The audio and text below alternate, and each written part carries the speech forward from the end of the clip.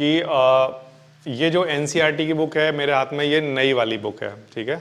लेकिन कुछ बच्चे ऐसे भी होंगे जिन्होंने किसी से पुरानी बुक ले ली होगी पढ़ने के लिए, किसी ने मार्केट से लाया लेकिन वो पुराना वाला एडिशन ही लेके आया है, हो सकता है एक ओल्ड बुक ली हो। तो उन बच्चों को क्या करना पड़ेगा, ऐसा नहीं है कि अगर आपके पास पुरानी बुक है तो अब हम उससे नहीं पढ़ पाएंगे, क्योंकि नई बुक के अंदर क्या कर दिया गया है, कुछ चैप्टर डिलीट कर दिए हैं, कुछ टॉपिक डिलीट कर दिए हैं, मतलब कुछ एक्सरसाइजें डिलीट हो गई हैं। लेकिन अगर आपके पास पुरानी बुक है तो आप वो नई वाली नहीं खरीद के लाएंगे, केवल क्या करेंगे, बस एक बार उसमें ये देख लेंगे कि क्या क्या डिलीटेड है, बस उस पर बस कट लगा लो, आपकी पुरानी वाली बुक काम कर जाएगी। अगर ले ली है पहले से तो, अगर नई परचेज करने की सोच रहे हो फिर तो वो नई वाली लो आप, जो नया सिलेबस है हमारा उसके अकॉर्डिंग, ठीक है, ओके। तो मैं बोर्ड पर वो सारी एक्सरसाइजें लिखूंगा जो ओल्ड बुक से नहीं करनी है, ठीक है। जब मैं ये लिख दूंगा नहीं करनी है, इसका मतलब बाकी की सब करनी है, क्लियर है, ठीक है। तो हम 10, 12, 15 मिनट लगाएंगे और एक बार में ये प्रॉब्लम फिर ओल्ड बुक वाले बच्चों की दूर हो जाएगी, ठीक है। तो सबसे पहले chapter number 1 class 10th maths deleted syllabus, ठीक है। ये वाला जो मैं लिख रहा हूं वो डिलीटेड सिलेबस है, ठीक है।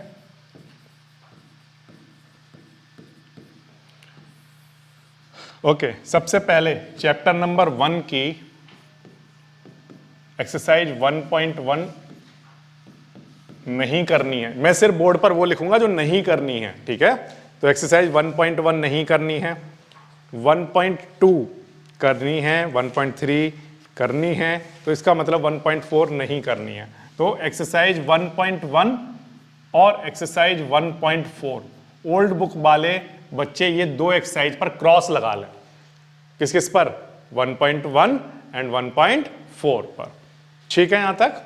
इसके बाद चलते हैं चैप्टर नंबर 2 पर, और चैप्टर नंबर 2 के अंदर क्योंकि नई बुक के अंदर एक्सरसाइज 2.1 और 2.2 दो एक्सरसाइज ही हैं, तो वो दोनों करनी है। तो इसका मतलब चैप्टर नंबर 2 से जो डिलीट हुआ है वो क्या क्या, तो आंसर है एक्सरसाइज 2.3 जो कि डिवीजन एल्गोरिथम होती थी, वो पूरी तरह से डिलीटेड है, तो वो आपको नहीं करनी है। और एक और खास बात है जो नई बुक के अंदर देखने को मिल रही है कि जो एक्सरसाइज 2.4 होती थी, जो कि ऑप्शनल एक्सरसाइज होती थी, वो भी डिलीटेड है। तो 2.3 और 2.4 नहीं करनी है, ठीक है, क्लियर हो गई बात। अच्छा, इसके बाद प्यारे बच्चों चलते हैं चैप्टर नंबर 3 पर। चैप्टर नंबर 3 क्या है? Pair of linear equation in 2 variable. इसमें आपको एक्सरसाइज 3.1 जो होती थी वो नहीं करनी है। आई थिंक उसमें शायद 2 या 3 क्वेश्चन, 1 या 2 क्वेश्चन ही होते थे 3.1 में, वो डिलीटेड है, ठीक है। फिर आपको 3.2 उसमें करनी है, तो एक्सरसाइज 3.1 नहीं करनी है। फिर इसके बाद आपको एक्सरसाइज कौन कौन सी? 3.5 यानी क्रॉस मल्टीप्लिकेशन मेथड आपको नहीं करना है, और एक्सरसाइज 3.6 जो कि रिडक्शन वाला मेथड था वो भी आपको नहीं करना है।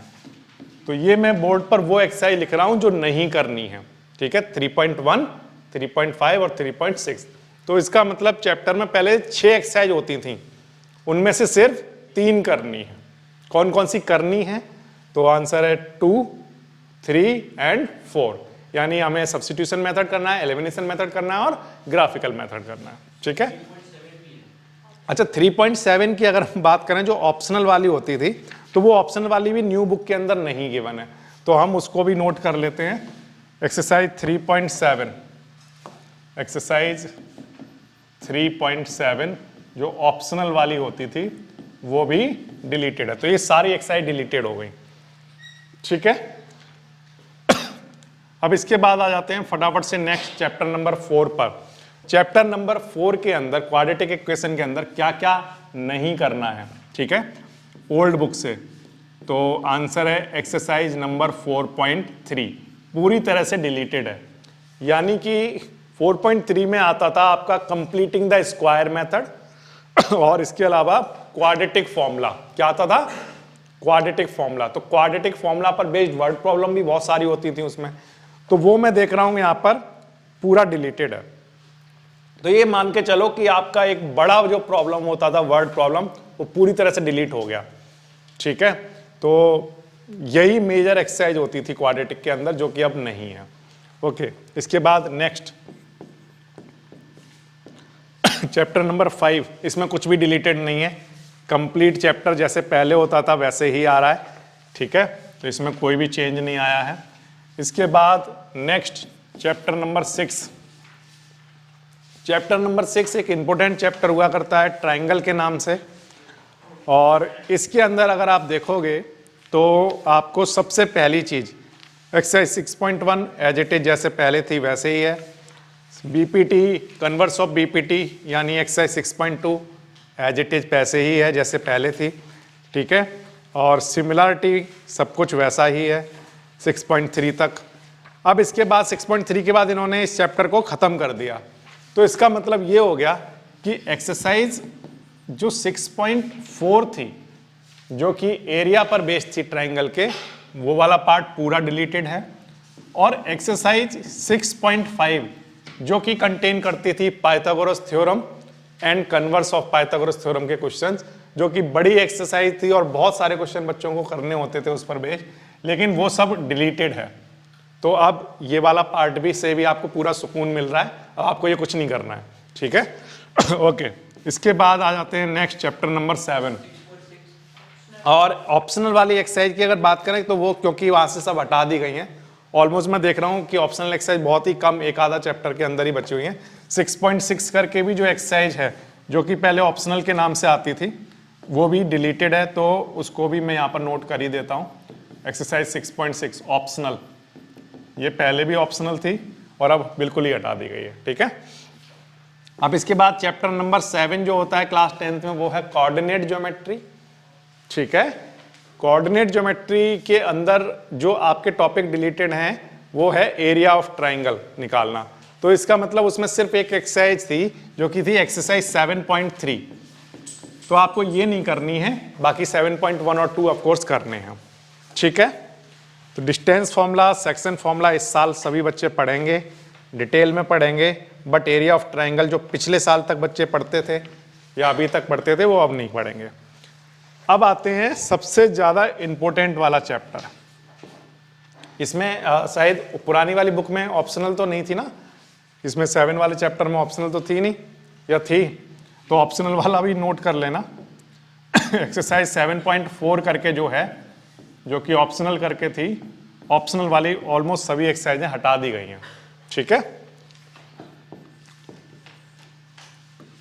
अब इसके बाद सबसे ज्यादा इंपॉर्टेंट वाला chapter, introduction to trigonometry. Trigonometry वो एक चैप्टर होता है जो क्लास 10th में पढ़ना स्टार्ट करते हैं, फर्स्ट टाइम पढ़ते हैं। फिर उसके बाद हम लोग 11th 12th जेई का एग्जाम अगर आप दे रहे हो, कोई और कॉम्पिटिटिव एग्जाम दे रहे हो, गवर्नमेंट जॉब के लिए एग्जाम दे रहे हो, XYZ कोई भी एग्जाम हो, ये चैप्टर चाहिए ही होता है। ठीक है, तो इसमें जो पार्ट डिलीट किया है उन्होंने वो है कॉम्प्लीमेंट्री एंगल्स वाला पार्ट। ठीक है, तो ये पुरानी बुक के अंदर 8.3 के नाम से होती है ये एक्सरसाइज, तो ये आपकी डिलीटेड है, एक्सरसाइज 8.3। ठीक है, ये आपकी डिलीटेड वाला पार्ट आ गया, और बाकी का चैप्टर आपका एज इट इज है, इसमें बाकी और कुछ डिलीटेड नहीं है। कॉम्प्लीमेंट्री एंगल वाला पार्ट डिलीट। ओके, अब इसके बाद आ जाएंगे अगर हम चैप्टर नंबर 9 पर, जो कि है सम एप्लीकेशन ऑफ ट्रिग्नोमेट्री। इसमें कुछ भी डिलीटेड नहीं है, पुरानी बुक नई बुक दोनों बुक में एज इट इज दिया हुआ है।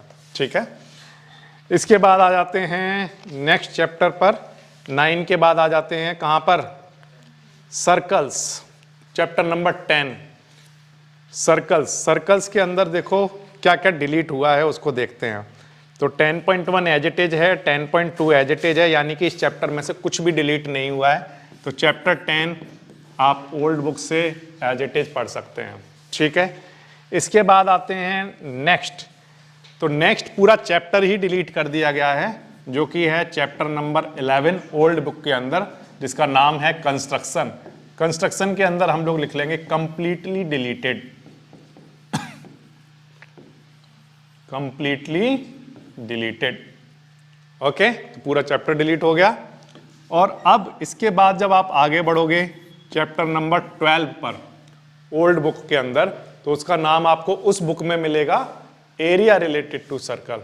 नई बुक में ये 11th नंबर पर आ गया है, लेकिन पुरानी बुक में ये 12th नंबर पर है। ठीक है, क्या नाम है? Area related to circle.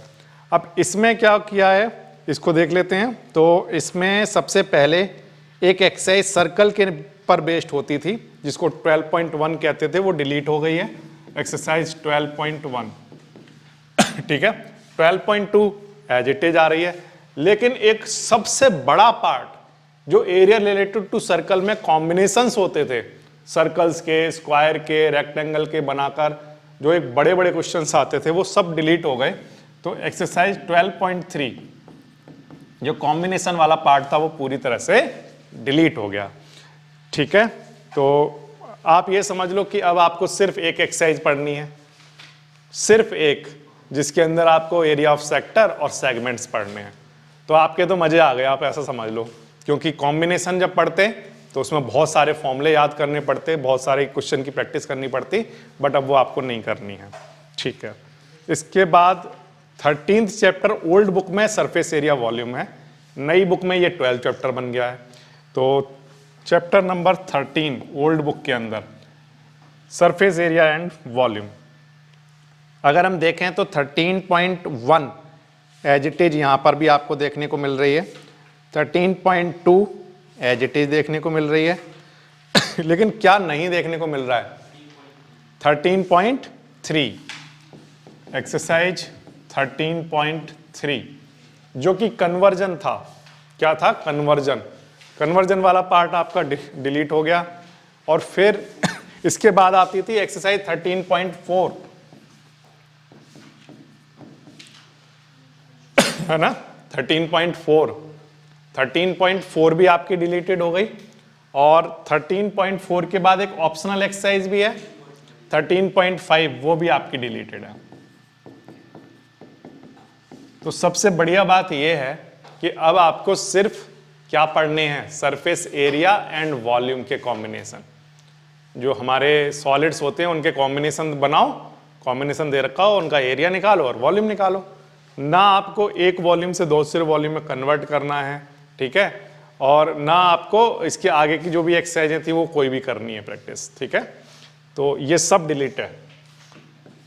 अब आ जाओ किस पर? चैप्टर नंबर 14 पर। आपको mean, median, mode as it is पढ़ने हैं, जैसे पिछली सालों तक पढ़ते रहे हैं बच्चे। केवल एक जो ओजाइब बनाना होता था, ग्राफ बनाना होता था, और ग्राफ से mean, median, mode find out करना, वो सारा पार्ट आपका डिलीटेड है। तो इसका मतलब वो होगी उसमें एक्सरसाइज 14.4। ठीक है, 14.4 इसको आप कट कर सकते हैं और अपनी ओल्ड बुक से ही पूरी साल मैथ एंजॉय कर सकते हैं। ठीक है, और इसके बाद आती है चैप्टर नंबर 15। ये ठीक है, कौन सा? प्रोबेबिलिटी। प्रोबेबिलिटी की अगर आप बात करोगे तो इसमें एक ही पहले ना एक ही एक्सरसाइज पहले भी होती थी और अभी भी एक ही एक्सरसाइज है, बट जो ऑप्शनल एक्सरसाइज होती थी वो इसमें डिलीट कर दी गई इस साल। तो इसका मतलब एक्सरसाइज कौन सी? 15.2 जो ऑप्शनल वाली होती थी वो डिलीट। ओके, तो मैं अगर देखूं तो जो चैप्टर नंबर 5 है अर्थमेटिक प्रोग्रेशन वाला, ठीक है, सिर्फ उसको छोड़कर बाकी सभी ऑप्शनल एक्सरसाइजें डिलीट हो गई हैं। केवल चैप्टर नंबर 5 की ऑप्शनल एक्सरसाइज अभी भी है, या मैं ये कहूं चैप्टर नंबर 5 ही एक अकेला ऐसा चैप्टर दिखता है जो पूरा आ रहा है, उसमें कुछ भी डिलीट नहीं है, ऑप्शनल भी डिलीट नहीं है जिसकी। ठीक है, तो अब अगर आपको जो मेजर चैप्टर देखें, मेजर चैप्टर, तो वो चैप्टर नंबर 5 ही है। क्योंकि जो पिछले साल तक जिनको मैं मेजर कहता था कि ये बहुत इंपॉर्टेंट है, ये पढ़ना है, ये करना है, वो करना है, वो तो सब है ही नहीं। अब वो सब डिलीट हो चुका है। जैसे मैं आपको बताता हूं, ये देखो बोर्ड पर अगर मैं आपको दिखाऊं, ये देखो, ये इतनी एक्सरसाइजें ऐसी हैं जो आप पढ़ोगे ही नहीं, आपको ये करनी ही नहीं है। ठीक है, और इससे पिछले साल तक के बच्चों को ये वाला पार्ट सारा पढ़ना होता था जो बोर्ड पर लिखा है, और कोरोना काल से पहले वाले बच्चों को ये सारे चैप्टर भी पढ़ने होते थे जो पूरी तरह से डिलीटेड कर दिए गए हैं या नहीं। क्लास 9th का, जैसे 10th का, मैथ्स का, साइंस का सिलेबस में बहुत सारा पार्ट डिलीट कर दिया गया है। ठीक है, तो आपकी तो कुल मिला के मजे आ गए।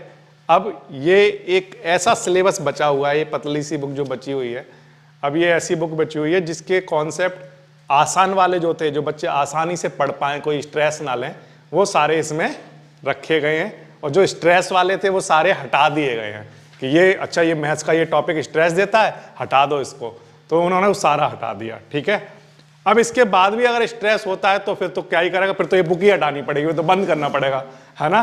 तो अब स्ट्रेस नहीं लेना, बहुत ही छोटा सा सिलेबस बचा हुआ है। ठीक है, और बड़े आसानी से आप 100% स्कोर कर सकते हो। पिछले साल तक क्योंकि क्वेश्चंस बहुत ज़्यादा होते थे, उनकी प्रैक्टिस करने में टाइम बहुत ज़्यादा लगता था, लेकिन अब आपके पास ऑप्शन है कि आप एनसीईआरटी की बुक करो, साथ में जो टॉपिक आ रहे हैं उन्हीं से रिलेटेड फिर अदर बुक्स के भी क्वेश्चंस कर लो, जिससे कि आपका फाइनल एग्जाम 100% स्कोर हो पाए। ठीक है, तो हमने जो अपने नोट्स बनाए हैं, जो मैंने आपको दिए थे लास्ट में, वो उसके अंदर सारी बुक्स का कलेक्शन है। ठीक है, तो बस आप क्या करो, बस उन्हीं की प्रैक्टिस कर लो, दैट इज इनफ। फिर कोई और बुक नहीं खरीदने जाना मार्केट से, एक आरएस ले आता हूँ, लाओ आरडी ले आता हूँ, लाओ 10 ईयर के पेपर ले आता हूँ, ये कर लेता हूँ, वो कर लेता हूँ, कुछ करने की जरूरत नहीं है। बस उसके क्वेश्चंस प्रैक्टिस करो, एनसीईआरटी करो, इनफ। फिर एग्जाम देने जाओ, 100 नंबर लाओ, खत्म कहानी। बस इतना ही करना है। जो टॉपिक आपके यहाँ पर नहीं आ रहे हैं उसी के अकॉर्डिंग फिर 11th-12th क्लास के भी टॉपिक उसी के अकॉर्डिंग अरेंज किए गए हैं। फिर आपका जो जेई का एग्जाम है या जो नीट का एग्जाम दे रहा है, उसके टॉपिक भी फिर उसी के अकॉर्डिंग अरेंज किए गए हैं। लेकिन अगर किसी कंपटीशन के अंदर इनमें से कोई डिलीटेड टॉपिक आ रहा होगा तो फिर ये आपको उस टाइम पर ही पढ़ाया जाएगा जब आप उस कंपटीशन की पर्टिकुलर तैयारी कर रहे होगे जहाँ भी, तो वहाँ पर वो पर्टिकुलर डिलीटेड टॉपिक आपको वहाँ पढ़ना होगा। अभी फिलहाल इस साल 10th के एग्जाम के लिए कुछ भी नहीं करना है। ठीक है, क्लियर है। कोई भी सपना साकार करने के लिए सबसे जरूरी है सही कोच का होना। चुनिए जीएस क्लासेस को और करें अपने बोर्ड एंड जेईई का सपना साकार। Download the app now.